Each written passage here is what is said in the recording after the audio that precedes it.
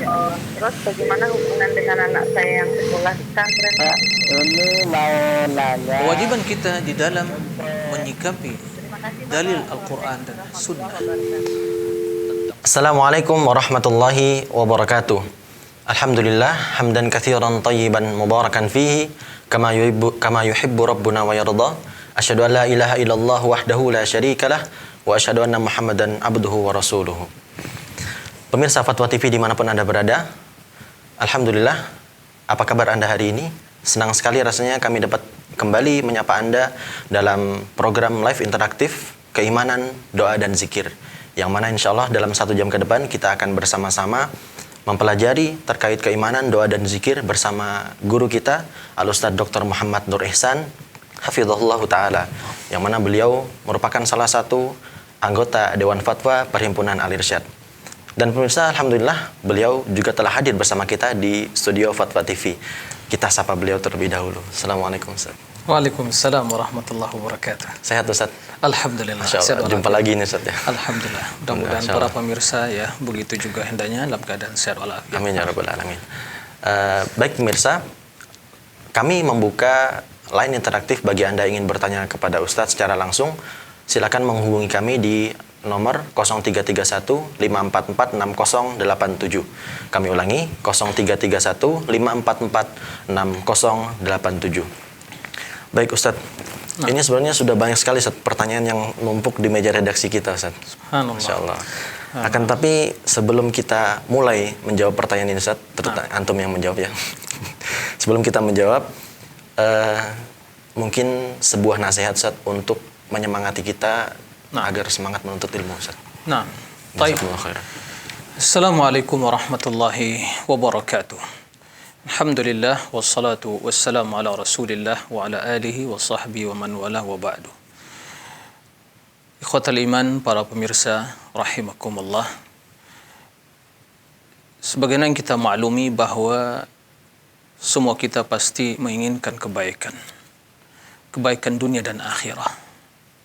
Akan tapi tahukah kita kunci dari kebaikan tersebut? Kuncinya adalah ilmu yang bermanfaat. Oleh karenanya, bila Allah Subhanahu wa Ta'ala telah mengkaruniakan kepada seorang hamba pemahaman dan keilmuan tentang agama ini, maka sesungguhnya Allah telah menginginkan kebaikan bagi hamba tersebut. Pintu kebaikan akan terbuka di hadapannya, karena dia telah memiliki kunci-kunci untuk membuka pintu kebaikan itu. Dan kunci yang paling utama adalah al-ilmu.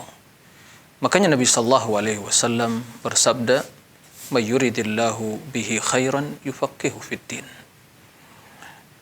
Barang siapa yang Allah hendaki kebaikan baginya, maka Allah akan menjadikan dia orang yang faham terhadap agamanya. Mudah-mudahan Allah senantiasa memberikan taufik dan hidayah kepada kita semua, sehingga kita menjadi orang-orang yang berilmu tentang agama ini. Kita kenal kepada Allah, kenal kepada Nabi-Nya, dan kenal kepada agama yang kita cinta ini. Demikian, mudah-mudahan bermanfaat. Masya Allah, jazakumullah khairan Ustaz. Barakallah. Singkat, padat, dan membekas Ustaz, Masya Allah. Nah, barakallah fikum. Fikum barakallah. Baik Ustaz, ini pertanyaan pertama Ustaz. Cukup panjang, kita coba untuk meringkas Ustaz ya. Assalamualaikum warahmatullahi wabarakatuh. Waalaikumsalam warahmatullahi wabarakatuh. Dalam surah Hadid ayat 3, Allah berfirman, Huwal awwal wal akhir wal dhahir wal batin wa huwa bikulli syai'in alim. Berkenaan tentang ayat ini, dalam tafsir Ibnu Katsir ada hadis-hadis yang menerangkan, ya Allah, Engkaulah yang awal, yang akhir, maka tidak ada sesuatu pun yang mendahuluimu. Ya Allah, Engkaulah Tuhan yang akhir, maka tidak ada sesuatu setelahmu, dan seterusnya. Yang menjadi pertanyaan saya, yang mengganjal dalam hati saya, dan saya mohon ampun kepada Allah dari pertanyaan ini, di dalam hadis di atas ada kalimat Engkaulah Tuhan yang akhir, maka tidak ada sesuatu pun setelahmu. Pertanyaan yang mungkin tak pantas saya tanyakan. Saya beristighfar kepada Allah. Sehingga ada kalimat dalam hadis, tidak ada satupun sesudahmu. Apakah dalam arti semua makhluk akan ada akhirnya, termasuk surga dan neraka? Karena ada kalimat maka tidak ada sesuatu setelahmu.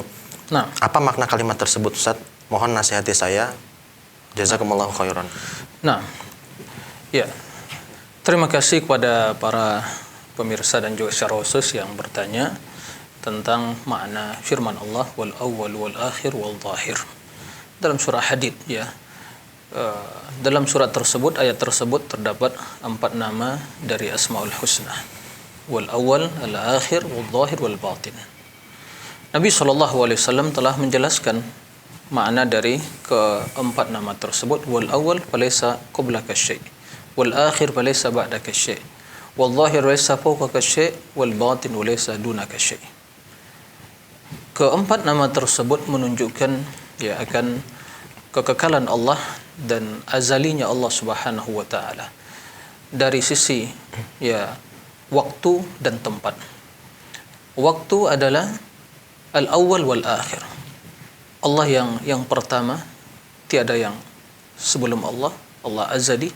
Wal akhir, maka semua akan binasa, semua akan fana kecuali Allah tabaraka wa taala, semua akan kembali kepada Allah. Itu maksudnya. Wal akhir falaysa ba'daka syai'.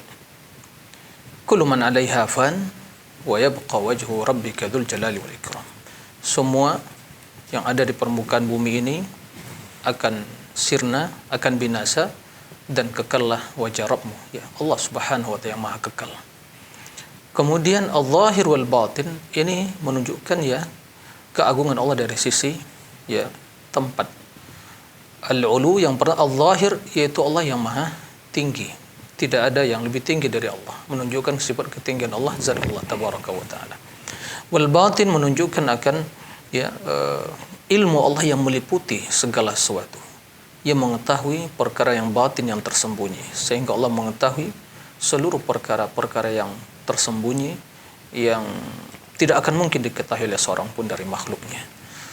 Maka ini menunjukkan bahwa Allah yang kekal abadi. Nah, apakah ada? Bagaimana dengan surga dan neraka? Apakah juga surga dan neraka itu makhluk akan ya binasa? Jawabannya adalah Allah yang maha kekal, tidak akan binasa. Adapun selain Allah, semua adalah akan binasa. Akan tetapi Allah Subhanahu wa taala menciptakan sebagian makhluk untuk kekal. Jadi kekekalan tersebut adalah pemberian dari Allah. Allah ciptakan untuk kekal. Di antara yang Allah ciptakan untuk kekal adalah surga dan neraka. Ini akidah ahli sunnah wal jamaah. Makanya akidah ahli sunnah tentang surga dan neraka ya disimpulkan dalam 2 poin penting. Yang pertama, surga dan neraka itu telah ada ya. Saat ini telah ada, diciptakan oleh Allah tabaraka wa taala. Kemudian keduanya ya abadiyatan, kekal abadi. Nah, demikian wallahu a'lam. Insyaallah. Jazakumullah khairan Ustaz. Itu tadi jawaban untuk saudara kita Ustaz, namanya Amal di Bandung.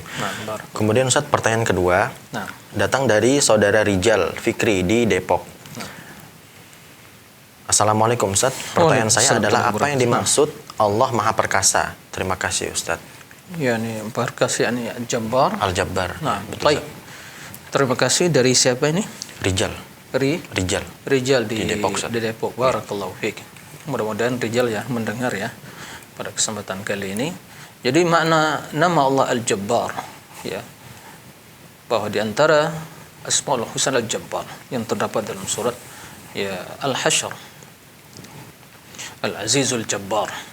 Jabbar ya maknanya ya mencakup 3 makna yang harus kita pahami. Yang pertama, makna Al-Jabbar itu adalah Qahar, yang maha perkasa, yang menguasai. Allah yang menguasai seluruh makhluknya. Seluruh makhluk berada di bawah kekuasaan Allah tabaraka wa ta'ala ya, tunduk kepada Allah Subhanahu wa ta'ala. Bermakna Al-Qahar ya, di antara nama Allah Al-Qahar. Ini makna yang pertama. Yang kedua, makna Al-Jabbar yaitu kembali kepada makna rahmat dan kasih sayang Allah. Ya, rahmat dan kasih sayang Allah. Bukan berarti Allah memaksa hambanya, tidak. Ya, karena tidak ada pemaksaan. Allah memberikan pilihan dan kekuatan kepada hambanya. Dan mereka memilih, mereka berkata, berbuat sesuai dengan pilihan dan kehendak mereka. Tapi semua di bawah kekuasaan Allah. Nah, di antara makna Jabbar yang kedua adalah Allah Subhanahu wa ta'ala yang merahmati. Ya, kasih sayang Allah yang meliputi hambanya. Ini maksudnya. Sehingga bila ada yang sakit, Allah yang menyembuhkan mereka. Bila ada yang bersedih, Allah yang berikan kegembiraan kepada mereka. Bila ada yang miskin, Allah yang berikan kekayaan dan kecukupan bagi mereka. Itulah makna Al-Jabbar. Jadi yang melengkapi, ya, yang jika ada sesuatu yang dihadapi oleh seorang hamba, Allah yang memberikan bimbingan dan taufik kepadanya. Dan ini sebagaimana ya dalam hadis, dalam doa yang kita ucapkan baina sajdataini, di antara dua sujud, ya bangkit dari sujud pertama, itu kita membaca doanya Allahumma gfirli, ya Allahumma gfirli wajburni, ya Allah maghfirli warhamni wajburni wahdini warzuqni. Ya itu yang kita baca. Apa maksud ya Allah maghfirli, ampuni aku, warhamni, rahmati aku, wajburni. Nah, mana wajburni di sini adalah ya berikan rahmat dan kasih-Mu, kelembutan-Mu ya Allah, karuniamu ya Allah, sehingga ada sesuatu yang aku hadapi, berikan solusi. Bila aku sakit, berikan kesembuhan. Bila aku mendapatkan kesulitan, berikan kemudahan. Kemudian wahdini, berikan petunjuk kepadaku, warzuqni, dan berikan rezeki kepadaku. Ini makna yang kedua. Makna yang ketiga dari Jabbar itu adalah Allah yang maha tinggi di atas segala sesuatu. Tinggi zatnya, agung, maha agung ya nama-nama dan sifatnya, dan juga maha suci Allah, dari maha sempurna Allah, dan maha suci dari seluruh sifat-sifat kecacatan. Itu makna Al-Jabbar yang terkandung dalam di antara nama Allah, yaitu Al-Jabbar. Nah, demikian Allahu a'lam. Jazakumullah khairan Ustaz.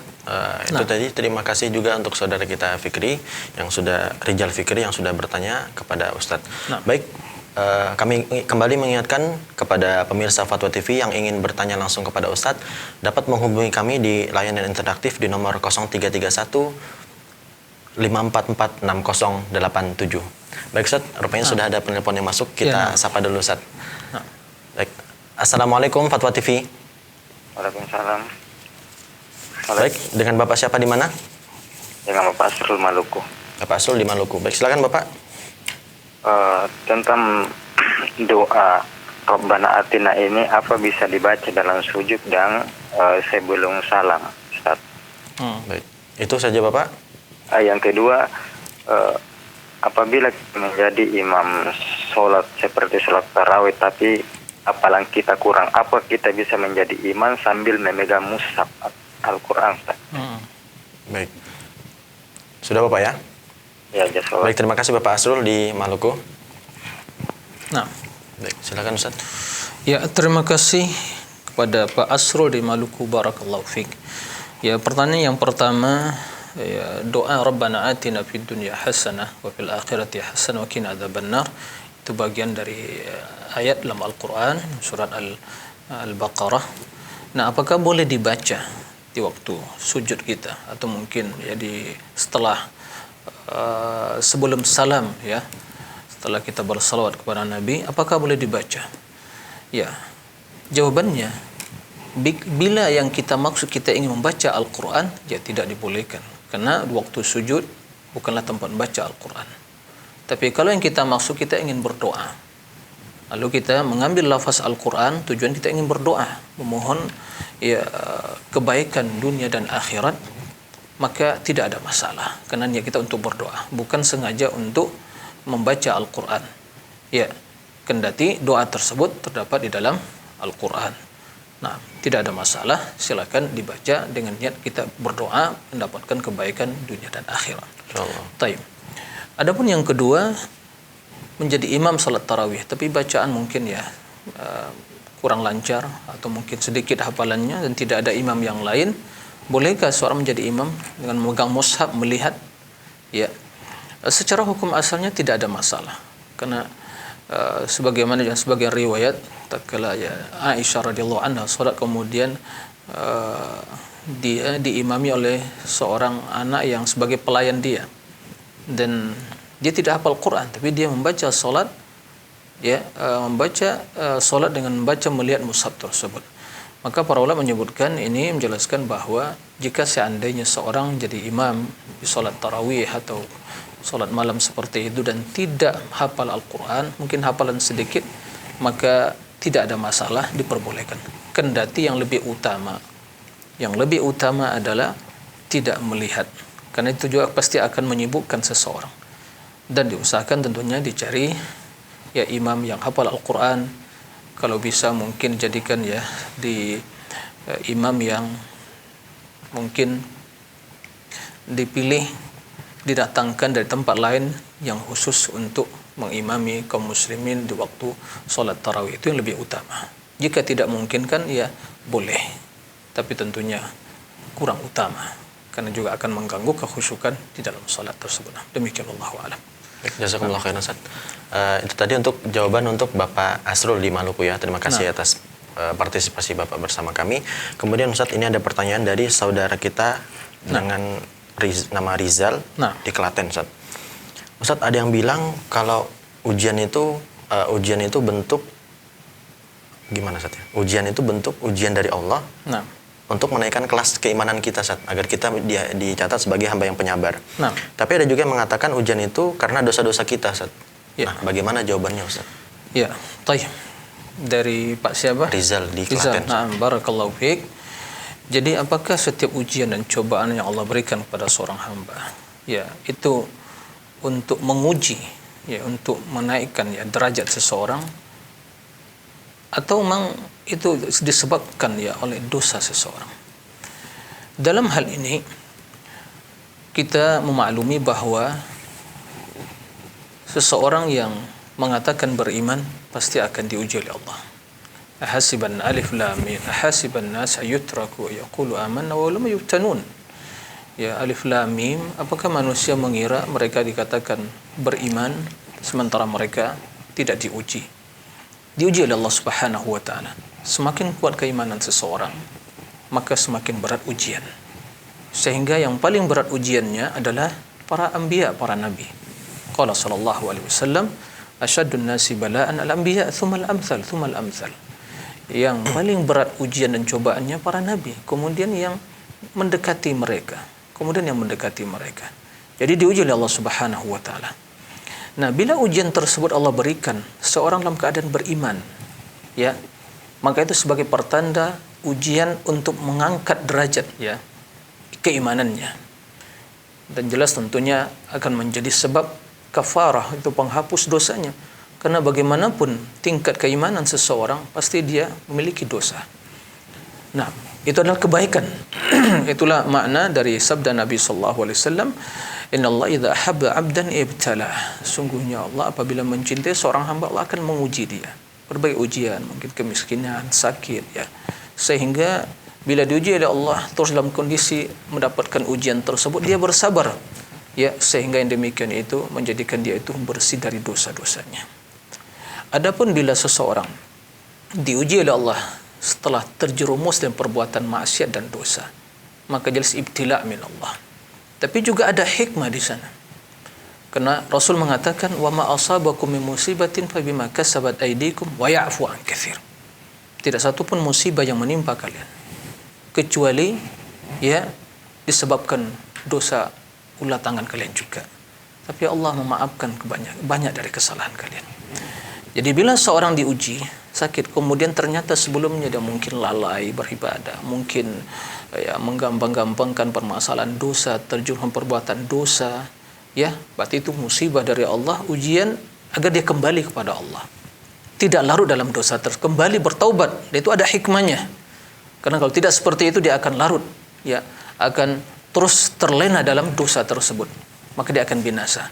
Maka diuji oleh Allah agar dia sadar, oh iya, introspeksi diri, dan dari sisi ini tentunya adalah kebaikan hikmah. Sesungguhnya perbuatan Allah tidak luput dari hikmah. Tapi dari sisi mungkin manusia yang mendapat cobaan tadi, ya ada yang ini menjadi ujian bagi mereka, ada yang musibah, ada cobaan, tergantung kepada orang yang menerima, yang mendapatkan cobaan dan ujian tersebut. Nah, demikian. Wallahu a'lam. Baik, jazakumullah khairan Ustaz. Nah, ini ada pertanyaan yang cukup menarik Ustaz. Nah, tapi silakan. Sudah ada telepon masuk, kita jawab dulu telepon masuk Ustaz ya. Silakan. Baik. Assalamualaikum Fatwa TV. Ya. Assalamualaikum. Assalamualaikum. Baik, dengan Ibu siapa di mana? Dari hamba Allah di Pacitan. Hamba Allah di Pacitan. Baik, silakan Ibu. Ya, alhamdulillah. Waalaikumsalam warahmatullahi wabarakatuh. Nah, Silakan Ibu. Assalamualaikum. Waalaikumsalam warahmatullahi wabarakatuh. Ya, silakan Ibu. Nah, Iya, kami mau bertanya Ustadz, dalam Nah. Al-Quran surat At-Tahrim itu ada doanya istrinya Fir'aun. nah, Itu apabila kita berdoa seperti itu apa bisa Ustadz? nah, Robi Benili itu selanjutnya. nah, Rabbi ibnili baitan fil jannah wa najini min fir'auna wa amali wa najmi qaumil zalimin. Iya, jadi memohon maksudnya ya agar Allah membangunkan bagi kita rumah di surga begitu ya. Nah, Iya, ya, tapi bisa untuk berdoa ya Ustadz. nah. Bisa Baik. untuk berdoa itu. Ya, pertanyaannya itu aja. Kemudian apabila kita sedang di kamar mandi, kan kebetulan masih ada azan. Dan ketika sudah selesai itu bagaimana caranya? Apa di dalam hati diperbolehkan menurut syariat, Ustaz? Baik, berdoa Kemudian menjawab azan. Iya. Ya, sudah Ibu. Baik. Kemudian Mohon maaf Ibu, cukup 2 pertanyaan saya dulu ya. iya. Baik. Ya, alhamdulillah. Nah, terima kasih Ibu. Terima kasih. Assalamualaikum. Assalamualaikum warahmatullahi Nah. wabarakatuh. Baik Ustaz. Terima kasih kepada Ibu ya, hamba Allah di Pacitan, Jawa Timur ya. Barakallahu fiik. Pertanyaan pertama ya, doa di dalam surat Tahrim yang diucapkan oleh istri Firaun yang beriman, ya Rabbi wa ibni li baitan fil jannah wa najini min Firaun. Nah, bolehkah kita berdoa kepada Allah untuk ya mendapatkan rumah ya di dalam surga? Jawabannya ya tidak ada masalah, diperbolehkan. Itu doa yang baik. Ya, doa yang baik. Memohon agar Allah bangunkan rumah bagi kita di dalam surga, dan kita berusaha untuk demikian itu. Sehingga di antara usaha juga ya, man bana masjidan lillah banallahu baitan fil jannah. Barang siapa yang membangun masjid karena Allah, maka Allah akan bangunkan baginya ya rumah di dalam surga, atau rumah di dalam surga. Jadi tidak ada masalah, diperbolehkan ya bermohon kepada Allah, ya Allah bangunkan untuk rumah di dalam surga. Ya, tidak ada masalah. Tapi tidak perlu sampai detail ya, rumahnya begini bentuknya, warnanya begini, tidak perlu, luasnya begini, tidak perlu. Itu namanya takalluf, berlebihan dalam berdoa, nggak boleh seperti itu, melampaui batas. Cukup ya tak dibangunkan rumah. Dan kalaupun kita mengatakan ya memohon kepada Allah surga Firdaus, masuk dalam surga, itu dah mencukupi. Karena tatkala telah masuk ke dalam surga, semoga Allah memberikan karunia kepada kita semuanya. Amin. Maka di sana semua kenikmatan yang tidak pernah dilihat oleh mata, tidak pernah didengar oleh telinga, dan tidak pernah terbesit dalam hati. Nah, seperti itu. Adapun yang kedua, tatkala seorang berada di kamar mandi, kemudian mendengar azan ya. Kalau tidak saya yang ditanyakan, apakah boleh seorang mengucapkan doa atau menjawab dalam hati begitu ya? Selesai azan berdoa setelah azan Ustaz. Setelah azan ya, masih di kamar mandi. Masih di kamar mandi. Ya, kalau tidak dilafazkan, tapi hanya di dalam hati, insya Allah tidak ada masalah. Adapun dilafazkan jangan, karena kamar mandi bukan tempat untuk berdoa, ya, bukan tempat berdoa. Jadi tidak dilafazkan, tapi itu bersih di dalam hatinya. Ya, kendati berdoa itu yang sempurna menggabungkan antara apa yang ada di hati dan juga diucapkan dengan lisan. Tapi dalam kondisi seperti itu, maka tidak ada masalah selama tidak dilafazkan. Nah, demikian wallahu a'lam. Jazakumullah khair Ustaz. Itu tadi untuk saudara kita di Pacitan, semoga dapat terjawab semuanya. Baik, kemudian sudah ada penelpon lagi yang masuk, kita jawab dulu.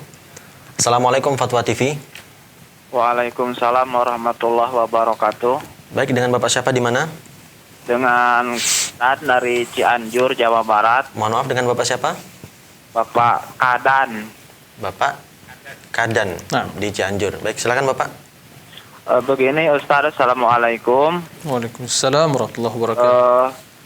Begini kan ada sebagian kaum muslimin yang mengatakan begini, katanya untuk masuk surga itu bukan disebabkan disebabkan oleh amalan kita, karena itu amalan kita itu tidak sebanding ataupun tidak sebanding dengan nikmat surga Pak Ustadz, tapi katanya dengan rahmat Allah Pak Ustadz. Nah. Terus ada orang kedua yang menyatakan begini, memang surga itu begitu mulia, jadi tidak bisa diraih dengan amalan yang kita amalkan karena kurang seimbang gitu ya, kurang Nah, ya. Tapi katanya untuk amal itu untuk gunanya untuk meraih ridho Allah itu Pak Ustadz. nah, Jadi yang saya tanyakan sebenarnya bagaimana sih akidah Ahlussunnah wal Jamaah? Apa gunanya amalan kita? Apa manfaatnya amalan kita? Mohon penjelasannya Pak Ustadz. nah. Baik. Terima kasih Baik. Bapak. Kadang di Jazakumullah Cianjur. khairan katsira. Assalamualaikum warahmatullahi wabarakatuh. Waalaikumsalam warahmatullahi wabarakatuh ya. Syukuran, terima kasih kepada Pak Kadan ya di Cianjur, Jawa Barat. Barakallahu fiik. Pertanyaannya, apakah benar ya pernyataan bahwa amalan itu bukanlah sebab masuk surga, tapi kita masuk surga dengan rahmat Allah? Ya, dalam hal ini Nabi SAW bersabda, "I'lamu fa innahu lan yudkhila ahadakum al-jannata amaluh." Qalu wala anta ya Rasulullah? Qal wala ana illa an yataghammadani Allahu bi rahmatin minhu wa maghfirah. Ketahuilah, kata Nabi sallallahu alaihi wasallam, tidak seorang pun yang akan masuk surga, tidaklah amalan seorang pun yang akan memasukkan dia ke dalam surga. Para sahabat bertanya, bagaimana dan engkau ya Rasulullah? Rasul mengatakan, sama, saya demikian juga, kecuali bila Allah merahmatiku dan mengampuni dosaku. Dari hadis ini kita pahami bahwa surga itu rahmat Allah, ya, dan neraka azabnya. Maka sesungguhnya amalan kita bukanlah, ya, maksud dari hadis tersebut, amalan itu bukanlah harga, ya, untuk membeli surga, untuk pengganti surga. Kita punya duit sekian banyak kemudian kita mendapatkan barang, ya, kayak jual beli transaksi seperti dunia. Tidak, mungkin, tidak akan mungkin itu. Karena amalan kita, ya, tidak cukup untuk seperti itu, ya. Akan tetapi amalan tersebut adalah sebab untuk mendapatkan rahmat Allah dengan karunia-Nya. Jadi kita mendapatkan rahmat Allah semata-mata karunia dari Allah. Sebabnya apa? Amalan. Maka kita beramal, ya, beramal untuk mendapatkan rahmat tersebut. Dan apapun amalan kita lakukan, kita jangan sombong, ya, jangan merasa aman, ya, sehingga kita mengatakan udah saya pasti masuk surga. Tidak akan mungkin, karena amalan kita tidak cukup. Tapi itu sebab untuk mendapatkan rahmat Allah tabaraka wa taala. Jadi itu akidah Ahlussunnah tentang, ya, surga, tentang masuk surga. Jadi disebabkan amalan untuk mendapatkan rahmat Allah, dengan rahmat tersebut seorang akan masuk surga. Jadi kalau begitu ya cukup mohon rahmat, tidak beramal, karena sebab untuk mendapatkan rahmat adalah amalan tersebut. Nah, itu maksud, dan tentu secara otomatis amalan tersebut adalah sebab juga untuk mendapatkan ridha Allah tabaraka wa taala. Nah, demikian, wallahu a'lam. Jazakumullah khairan, Ustaz. Nah, ini tadi Ustaz pertanyaan yang kita tunda tadi, Ustaz. Nah, dari saudara kita di Jawa Barat, Roni di Jawa Barat. Baik Ustaz, saya mengalami ini sudah lebih dari 20 tahun. Ketika saya sholat, saya merasa ada sosok yang mengawasi saya, tapi saya yakin itu bukan Allah, Ustaz.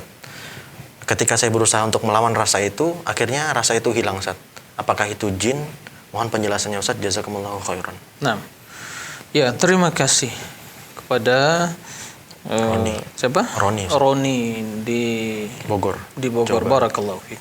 Jadi 20 tahun ya merasakan ya perasaan seperti itu. Jadi dia membayangkan ada sosok yang datang tampak begitu ya. Tapi kalau berusaha dia menolak, dia akan pergi. Nah, jelas kita katakan ya bahwa demikian itu bukan Allah tabaraka wa taala. Ya, kan nanti dalam akidah Ahlussunnah kalau melihat Allah dalam mimpi itu ya itu secara hukum asalnya mungkin memungkinkan. Ya, sesuai dengan tingkat keimanan seseorang. Tapi apapun yang dibayangkan seorang dalam mimpi tadi, maka Allah tentunya tidak seperti itu. Karena Allah mengatakan laisa kamitslihi syai' wa huwas samiul basir. Laisa kamitslihi syai' wa huwas samiul basir.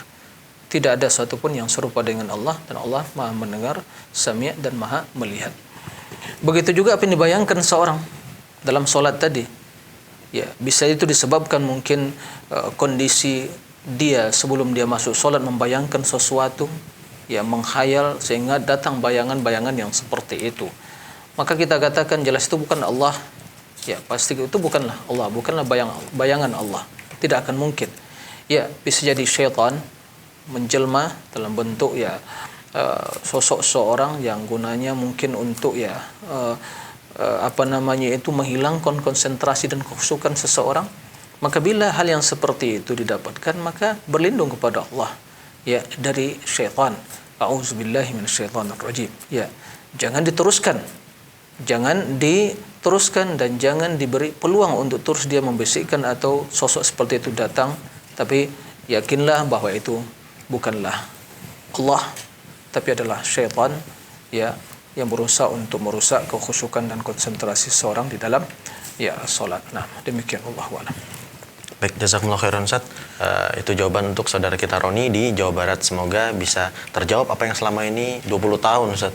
Lama sekali Ustaz, Masya Allah. Ya, semoga Allah berikan rahmat pada saudara kita dan kita semua. Nah.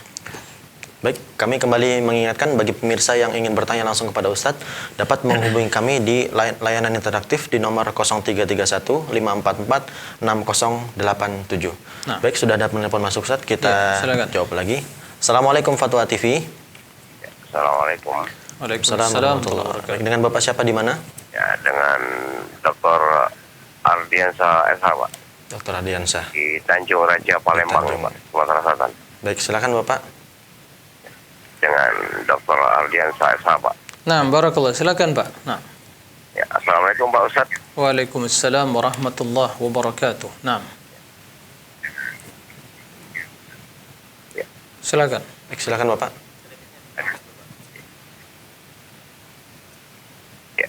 Silakan Pak Ardiansyah, barakallahu fiik. Ada yang saya tanyakan, Pak. Nah. Kami sering mimpi sama orang tua kami, Pak. Ya. Ya, mimpi sering sama orang tua kami. Ya, sudah meninggal, sering mimpi.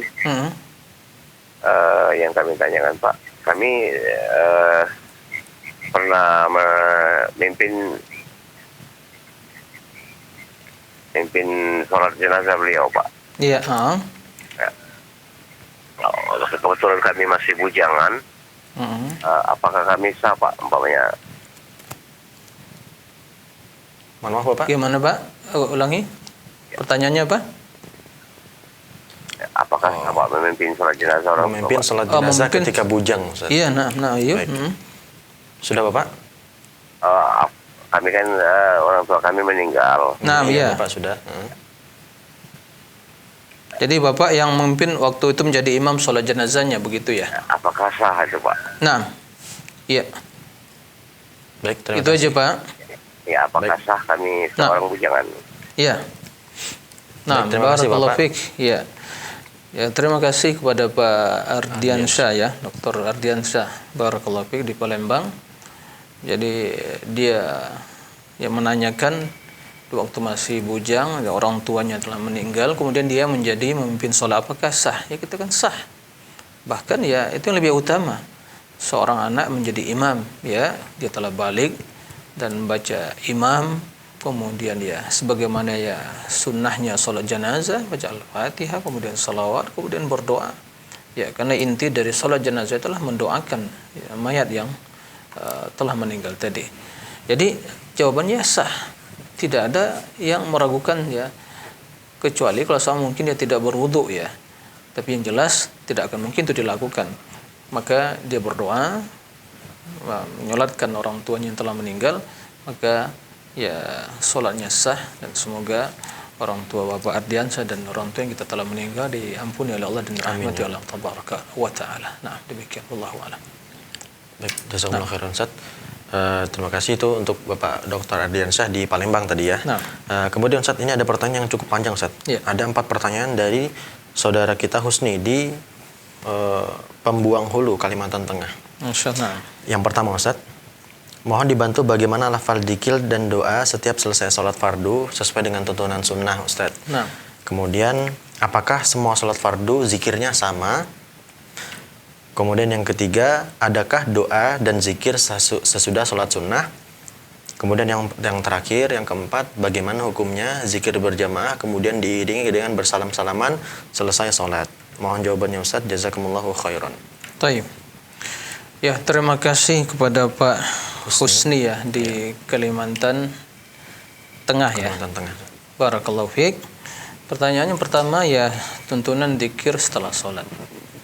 Ya, sebagaimana yang diriwayatkan oleh Imam Bukhari dan Muslim dan imam-imam ahli sunnah yang lain dalam kitab-kitab hadis tentang tuntunan Nabi SAW, maka secara kesimpulan jawabannya zikir yang dicontohkan Nabi SAW ya, bahwa beliau begitu ya, salam ke kanan kemudian ke kiri, maka yang pertama beliau ucapkan adalah ya astaghfirullah, astaghfirullah, astaghfirullah 3 kali.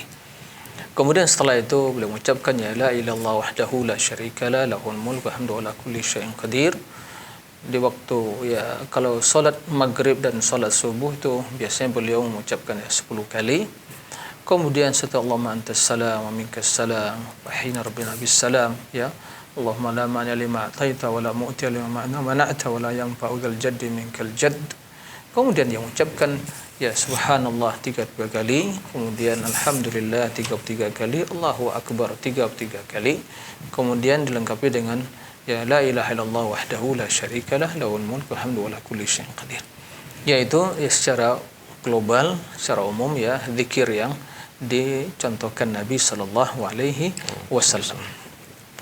Kemudian apakah sama ya zikir di setiap selesai sholat fardu apa sama? Setiap selesai sholat fardu ya sama. Ini zikir yang disyariatkan dibaca di penghujung sholat fardu. Ya sama. Ya, sama dibaca. Ya. Jika seandainya sholat tidak mungkin lebih panjang, cukup langsung membaca ya astagfirullah, astagfirullah, kemudian langsung membaca ya subhanallah 33 kali, alhamdulillah 33 kali, Allahu akbar 3 kali, insyaallah tidak ada masalah. Akan lebih baik dan utama bila dibaca lengkap seperti yang diutarakan tadi. Nah, kemudian apakah zikir setelah solat sunnah, solat nafilah, apakah ada zikir bacaan tertentu atau khusus atau doanya? Kita jawab tidak ada bacaan khusus, kecuali hanya bacaan di waktu ya selesai solat witir. Nabi SAW mengatakan subuhun quddus rabbul malaikatu warruh. Subhun Quddus Rabbul Malaikati Warruh. Ya, adapun selain dari zikir tersebut, doa khusus atau zikir seperti selesai solat fardu, maka tidak dinukil dari Nabi sallallahu alaihi wasallam. Karena zikir yang dibaca tadi adalah selesai solat fardu. Adapun solat sunnah tidak ada zikir yang khusus, tidak ada doa yang khusus. Nah, kalau seorang ingin berdoa silahkan, tapi bukan mengkhususkan, bukan melazimkan, ya, tidak mengharuskan. Begitu juga berdoa secara khusus selesai solat fardu. Ya, tidak ada doa yang khusus. Nah, dan sesungguhnya zikir yang kita ucapkan itu termasuk doa, karena doa itu terbagi dua. Doa masalah wa doa ibadah. Doa masalah itu doa ya, permohonan kita meminta sesuatu. Itu masalah. Doa ibadah, semua ibadah, ketaatan, zikir itulah doa ibadah. Itu lebih halus, ya. Seperti itu kita memuji dan memuji Allah Subhanahu wa taala, maka terkandung dalamnya doa ya, mengagungkan dan minta permohonan kepada Allah. Adapun yang keempat tadi bahwa berzikir setelah solat secara berjamaah dikomandoi, maka jawabannya adalah tidak dinukil dari Nabi SAW beliau mengomandoi ya sahabatnya dalam berzikir seusai solat. Dan kita memaklumi bahwa petunjuk beliau petunjuk yang paling utama. Khairul hadi hadi Muhammadin sallallahu alaihi wasallam. Sebaik-baik petunjuk Nabi sallallahu alaihi wasallam. Maka Abu Bakar, Umar, Uthman, Ali dan sahabat yang lain tidak menukil bahwa Nabi memimpin sahabatnya dengan mengeraskan suara, mengomandoi ya. Kemudian sahabat mengikuti, tidak ada tuntunan seperti itu. Masing-masing berzikir. Kendati mungkin ya sekedar mengeraskan suara tidak berlebihan, hanya terdengar dengan untuk dirinya atau mungkin yang ada di samping dia, kiri kanan dia, tidak ada masalah. Karena Nabi begitu selesai terdengar mengucapkan ya mengucapkan astaghfirullah, astaghfirullah, astaghfirullah. Sebagian juga menyebutkan bahwa para sahabat itu mengetahui Nabi telah selesai salat mengucapkan takbir. Itu hanya mengeraskan suara ya, sehingga para sahabat mendengar, oh ya ternyata salat telah selesai dengan adanya takbir Nabi sallallahu akbar. Tapi bukan berarti Rasul mengeraskan suara dari mulai astaghfirullahaladzim sampai subhanallah, subhanallah, alhamdulillah, Allahu akbar ya, dikeraskan, dikomandoi. Tidak ada tuntunan seperti itu. Maka para pemirsa kaum muslimin, jika kita ingin mencontoh Nabi, ya contohlah tuntunan beliau seperti itu, dan tidak ada ya tambahan-tambahan atau mungkin mengeraskan suara, karena pada dasarnya di dalam sholat itu, di dalam berzikir nggak perlu ada dikeraskan, karena Allah tidak perlu ya dikeraskan seperti itu. Kita berzikir untuk siapa? Untuk Allah.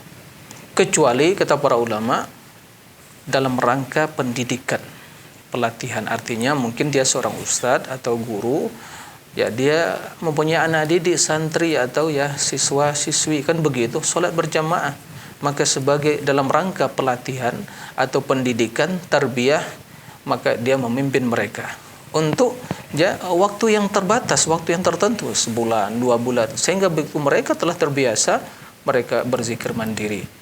Jangan sampai kita berzikir dah tambah itu ada puluhan tahun umur, 80 tahun, 60 tak pandai berzikir sendiri, terus dikomandoi, terus dipimpin. Ya ini keliru ya. Maka kembalilah kepada tuntunan Nabi sallallahu alaihi wasallam di dalam berzikir seperti yang diutarakan tadi. Wallahu a'lam. Nah. Baik, terima kasih Ustaz, dan juga terima kasih untuk Saudara Husni di Pembuang, Hulu, Kalimantan Tengah. Baik, sudah ada line telepon menunggu. Kita jawab dulu Ustaz. Assalamualaikum Fatwa TV. Waalaikumsalam warahmatullah. Baik, dengan Bapak siapa di mana? Dari Hasan Bilal di Makassar. Hasan Bilal di Makassar. Baik, silakan Bapak. Saya banyak pertanyaan saya. Yang pertama, kami biasa mendengarkan mengenai perlunya kita zikir pagi dan petang.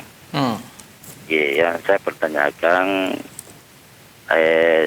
zikir yang bagaimana yang afdal kita ucapkan pada waktu pagi dan petang, yang sahih dalilnya. Yang kedua, biasanya kita sudah setelah subuh ada beberapa dalil yang menganjurkan kita untuk salat isra. Apakah salat isra ini tidak bertentangan dengan dalil yang lainnya yang mengatakan tidak ada salat sunnah sesudah salat subuh sampai terbit matahari? Mohon penjelasannya. Terima kasih banyak. Assalamualaikum warahmatullahi wabarakatuh. Waalaikumsalam warahmatullahi wabarakatuh. Terima kasih untuk saudara kita Bapak Hasan Bilal di Makassar. Nah, syukran barakallahu fikum Pak Hasan, ahsanallahu ilaikum. Ya, dua pertanyaan. Yang pertama, zikir di pagi dan petang hari. Allah Subhanahu wa taala memerintahkan kita untuk berzikir di pagi dan petang hari sebagaimana dalam surat Al-A'raf, wadhkur rabbaka fi nafsika tadarruan wa khifatan wa dunal jahri bil qawli wa dunal jahri min al qawli bil ghudwi wal asal wa la takum minal ghafilin. Jadi berzikirlah, sebutlah nama Rabbmu dan penuh rasa tunduk dan takut ya di pagi dan petang hari tanpa mengeraskan suara, dan jangan menjadi orang-orang yang lalai. Nah, di pagi dan petang hari ya maksudnya di pagi selesai salat subuh sampai terbit matahari. Di petang hari selesai salat asar sampai terbenam matahari. Nah, apa zikir-zikir yang harus diucapkan? Dalam hal ini ya Bapak Hasan barakallahu fiik, banyak ya zikir-zikir Nabi yang harus ya kita baca, dan di antaranya pertama ya kita mengucapkan ayat kursi, membaca ayat kursi. Insyaallah hafal semua para pemirsa ayat kursi. Kemudian setelah itu membaca qul huwallahu ahad 3 kali. Kemudian qul a'udzu birabbil falaq 3 kali. Kemudian qul a'udzu birabbin nas 3 kali. Kemudian membaca subhanallah wa bihamdi 100 kali. Kemudian membaca ya bismillahi la yadurru ma ismihi syai'un fil ardi wala fis sama' was samiul alim, yaitu 3 kali. A'udzu bikalimatillahi tammat min syarri ma khalaq 3 kali. Kemudian membaca raditu billahi rabba wa bil islami dina wa bi muhammadin nabiyya wa rasula ya 3 kali. Kemudian mengucapkan ya asbahna ala fitratil Islam wa ala kalimatil ikhlas wa ala dini nabiyyina Muhammadin sallallahu alaihi wasallam wa ala millati abina Ibrahim hanifa wa ma kana minal musyrikin. Kemudian mengucapkan asbahna wa asbahal mulku lillah walhamdulillah la ilaha illallah lahul hamdu wa ala kulli syai'in qadir. Rabbi as'aluka khair ma fi hadzal yawm wa khair ma ba'dah wa a'udzu bika min syarri ma fi hadzal yawm wa syarri ma ba'dah. Rabbi a'udzu bika minal kasali wa su'il kibar. Rabbi a'udzu bika min adzabin fin nari wa adzabin fil qabr. Kemudian mengucapkan ya Allah bika asbahna wa bika amsayna wa bika nahya wa bika namuta wa ilaikan nusyur, satu kali. Kemudian ditambah lagi mungkin ya Allahumma inni asbahtu ushhiduk wa ushhidu hamalata arshik wa malaikatak wa jami'a khalqik annaka antallahu la ilaha illa anta wahdak la syarika lak wa anna Muhammadan abduka wa rasuluk. Ya, 4 kali. Kemudian ditambah lagi dengan zikir yang lain ya asbahna Allahumma ma asbaha bi min ni'matin aw bi ahadin min khalqi fa minka wahdak la syarika lak wa lakal hamdu wa lakas syukur. Satu kali. Kemudian baca ya hayyu ya qayyum bi rahmatika astaghits aslih li sya'ni kullahu wa la takilni ila nafsi tarfata ain. Satu kali. Kemudian baca Allahumma afini fi badani, Allahumma afini fi sam'i, Allahumma afini fi basari, la ilaha illa ant. 3 kali. Kemudian juga mungkin Allahumma inni a'udzubika minal kufri wal faqr wa a'udzubika min adzabil qabr la ilaha illa ant. Baca 3 kali. Kemudian Allahumma inni as'aluka al-'afwa wal 'afiyata fid dunya wal akhirah. Allahumma inni as'aluka al-'afwa wal 'afiyata fi dini wa dunyaya wa ahli wa mali. Allahumma astur 'awrati wa amin raw'ati. Allahumma ihfazni min bayni yadayya wa min khalfi wa an yamini wa an shimali wa min fawqi wa a'udzu bi 'azamatika an ughtala min tahti. Kemudian Allahumma fatiras samawati wal ardh alimal ghaibi wasyahada. Naam, rabb kulli syai'in malaika. Asyhadu an la ilaha illa ant. A'udzu bika min syarri nafsi wa syarri syaitani wa syirkihi wa naqtarifa ala nafsi su'an aw ajurrahu ila muslim. Tambah lagi mungkin Allahumma nas'aluka ilman nafi'an wa rizqan tayyiban wa amalan mutaqabbala. Qul Allahumma anta rabbi la ilaha illa anta khalaqtani wa ana 'abduka wa ana ala ahdika wa wa'dika mastata'tu. A'udzu bika min syarri nafsi. Abu laka bi ni'matika 'alayya wa abu bi dhanbi faghfir li fa innahu la yaghfiru dhunuba illa ant. Ya, dibaca itu ya. Kalau di sore hari tambah mungkin Allah amsayna diganti dengan Allah asbahna diganti dengan amsayna. Nah, itu di antara zikir yang kita baca dan dibiasakan ya, jangan sampai itu ditinggalkan. Kemudian masalah salat subuh, salat syuruk ya. Naam, betul ada hadis yang melarang salat ya selesai salat subuh sampai terbit matahari. Salat syuruk ini adalah salat yang dilakukan setelah terbit matahari. Dalam hadis tersebut barang siapa yang salat berjamaah kemudian duduk di musallanya, ya tempat dia salat, kemudian berzikir kepada Allah sampai terbit matahari, kemudian dia salat 2 rakaat. Itu salat syuruk namanya. Namakan salat syuruk karena waktunya setelah terbit matahari. Jadi bukan sebelum terbit matahari, setelah terbit matahari, tapi juga bukan setelah ya, ketika terbit matahari langsung, tidak. Ditunggu mungkin ya agak matahari naik ya sepenggalan. Ya, maka baru dia salat. Ada yang mengatakan juga ini bisa juga ya salat duha, tapi intinya diperbolehkan karena ada riwayat ya, kendati diperbedakan juga ya sisi derajatnya, tapi ada sebagian yang menghasankan, yang mensahihkan, maka insyaallah tidak ada masalah ya sesuai dengan riwayat hadis yang menjelaskan tentang hal itu. Demikian, wallahu a'lam. Jazakumullah khairan Ustaz. Baik, kami ucapkan juga terima kasih kepada Bapak Bilal di Makassar yang sudah berpartisipasi bersama kami. Dan alhamdulillah Ustaz, sudah ada lagi line telepon yang menunggu. Ustaz, kita sapa terlebih dahulu. Assalamualaikum Fatwa TV. Assalamualaikum. Halo. Nah. Assalamualaikum warahmatullahi wabarakatuh. Baik, dengan Bapak siapa di mana? Bapak Ulin di Sulbar. Bapak Ulin di Sulawesi Barat. Baik, silakan Bapak. Iya, Pak Ustaz. Assalamualaikum Pak Ustaz. Waalaikumsalam warahmatullahi wabarakatuh. Nah, silakan Pak. Apa yang dimaksud dengan zikir batin Pak Ustaz? Dan caranya bagaimana? Zikir batin. Naam. Zikir batin dan caranya bagaimana? Dan caranya, ya. Baik, sudah Bapak Ulin? Ya. Taib. Baik, terima kasih Bapak. Ya, barakallahu fiik Pak Ulin ya di Sulawesi Barat. Apa yang maksud dengan zikir batin dan bagaimana caranya? Para pemirsa rahimakumullah, zikir itu zikir yang sempurna dan zikir dicontohkan Nabi SAW, zikir yang menggabungkan antara hati dan lisan. Ya, hati itu batin, yaitu hati kita meyakini tentang kebesaran keagungan Allah Tabaraka wa Ta'ala yang memiliki seluruh sifat kesempurnaan dan nama-nama yang mulia, itulah yang berhak untuk dipuji, disanjung, ya.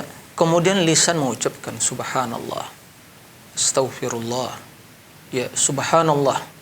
Subhanallah, hati kita meyakini bahwa maha suci Allah, maha sempurna, maha suci dari seluruh sifat kekurangan. Lisan mengucapkan subhanallah. Wa bihamdi, Allah yang maha dipuji, karena Allah memiliki seluruh sifat kesempurnaan. Seluruh nikmat datang dari Allah, itu kita yakini, itu hati, itu berzikir. Hati, ucapan kita ya mengatakan, lisan kita mengucapkan alhamdulillah, Allahu akbar. Ya, hati meyakini kebesaran keagungan tidak ada yang lebih besar dari Allah. Keyakinan yang terpatri dalam hati. Lisan mengucapkan Allahu akbar, la ilaha illallah, ya, kalimat tauhid, hati penuh dengan tauhid, ketulusan, tiada dalam kecuali hanya keagungan kebesaran pada Allah. Allah yang berhak diibadati, Allah yang Maha Esa, Allah yang berhak untuk dipersembahkan seluruh ketaatan kepadanya. Kemudian lisan mengucapkan la ilaha illallah, menggabungkan antara batin dengan hati. Adapun sekedarnya zikir dengan batin saja, ya, sehingga meyakini seolah dia membayangkan dia menyatu zat Allah dengan dirinya, zikir batin. Kemudian terkadang mungkin hanya lewat pernapasan, zikir nafas begitu ya. Ini jelas tidak ada tuntunan seperti itu. Kalau maksud zikir batin tadi, hati berzikir itu meyakini kebesaran dan keagungan Allah. Zikir, ya. Kemudian lisan mengucapkan. Begitu. Jadi jangan segera berzikir dengan batin saya, tapi gabungkan antara zikir dengan hati dan juga dengan lisan. Itu yang lebih utama sebagaimana tuntunan Nabi sallallahu alaihi wasallam. Wallahu a'lam. Nah. Baik, terima kasih tadi untuk Bapak Ulin di Sulawesi Barat, dan ternyata alhamdulillah ini sebagai pertanyaan terakhir tadi Ustaz. Masyaallah. Kita lagi-lagi terbatas karena waktu Ustaz. Nah. Baik pemirsa, insyaallah kita akan kembali berjumpa pada hari dan jam yang sama di pekan depan dengan tema keimanan, doa dan zikir bersama Al-Ustaz Dr. Muhammad Urisan hafizahullahu taala. Baik, sebelum kami mengakhiri acara ini, kami ingin kembali membacakan rentetan live dalam sepekan bersama Fatwa TV. Yang pertama, pada hari Senin pukul 16 sampai dengan 17 bersama Ustaz Dr. Muhammad Arifin Badri dengan tema fikih jual beli dan kontemporer. Masih di hari yang sama pada pukul 18.30 sampai dengan 19.30 bersama Ustadz Nizar Saad Jabal dengan tema fikih praktis ilmu waris. Lalu masih di hari yang sama pada pukul 20 sampai dengan 21 waktu Indonesia Barat bersama Ustadz Dr. Musyafa Ad-Darini dengan tema kaidah fikih konsultasi Islam. Kemudian pada hari Selasa kita bersama Dr. Muhammad Urisan dengan tema mengenal Allah, keimanan, doa dan zikir. Lalu pada hari Rabu pukul 16 sampai dengan 17 kita bersama Ustadz Anas Burhanuddin dengan tema fikih ibadah. Lalu masih di hari yang sama pada pukul 20 sampai dengan 21 bersama Ustadz Dr. Syafiq Riza Basalamah dengan tema konsultasi keluarga. Kemudian pada hari Kamis pada pukul 20 hingga 21 waktu Indonesia Barat bersama Ustadz Abdullah Roy dengan tema Jalan Lurus Akidah. Kemudian pada hari Jumat pukul 17 sampai dengan 18 bersama Ustadz Dr. Rinaldi Tarmizi dengan tema harta haram muamalah kontemporer. Baik Ustadz, jazakumullah khairan atas waktunya untuk kesempatan kali ini Ustadz. Barakallahu fiik. Semoga kita dapat kembali berjumpa di pertemuan yang akan datang. Baik pemirsa, mewakili seluruh kerabat kerja yang bertugas, kami memohon maaf apabila ada salah-salah kata. Dan semoga apa yang telah disampaikan oleh Ustadz dari pertanyaan-pertanyaan yang telah dijawab oleh Ustadz dapat mendatangkan kebermanfaatan bagi kita semuanya. Akhirul kalam, wassalamualaikum warahmatullahi wabarakatuh. Ya Allah. Terus bagaimana hubungan dengan anak saya yang sekolah di pesantren? Ini mau nanya. Kewajiban kita di dalam menyikapi dalil Al-Quran dan Sunnah